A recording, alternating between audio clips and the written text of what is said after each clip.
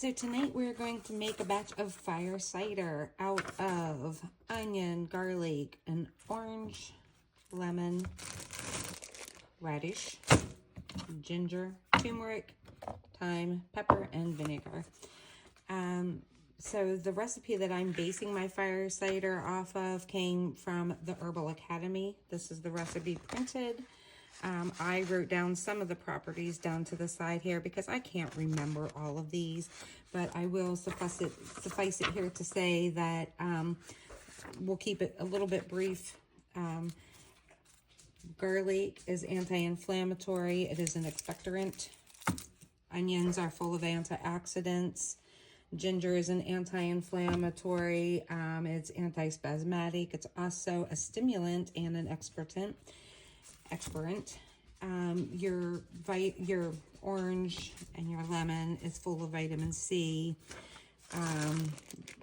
The recipe actually calls for horseradish. I didn't have horseradish. I'm substituting and putting just regular radishes in it. Some recipes call that you add pepper. I am not a pepper, like I'm talking like jalapenos or, you know, the big red chili peppers and stuff like that. I can't really do a lot of that, so I'm going to omit that.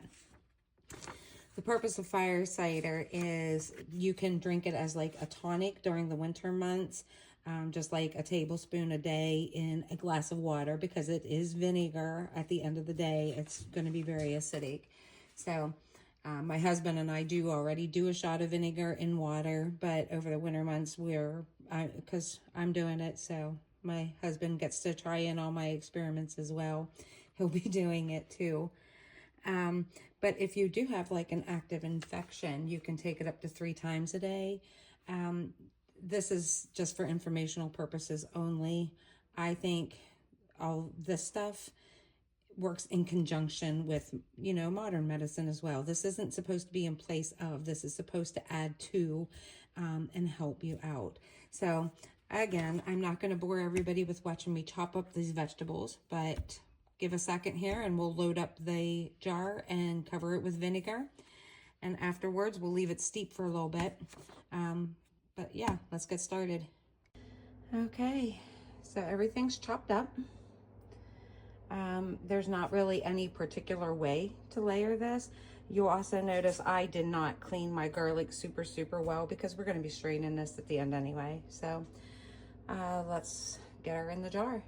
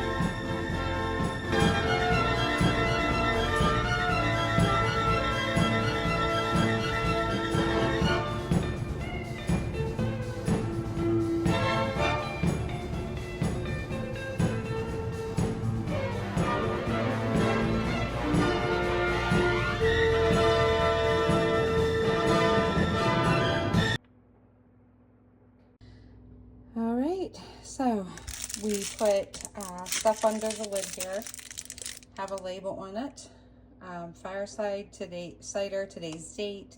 I will strain this right around November 19th, so we leave it sit for 3 weeks. We're going to strain this off.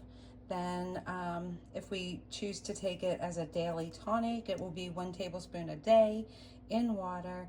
If either Ken or I get like some sort of active bronchitis, pneumonia, sinus infection, something like that, we may take it up to 3 times a day, but we'll see how it works. So anyway, that's our fire cider.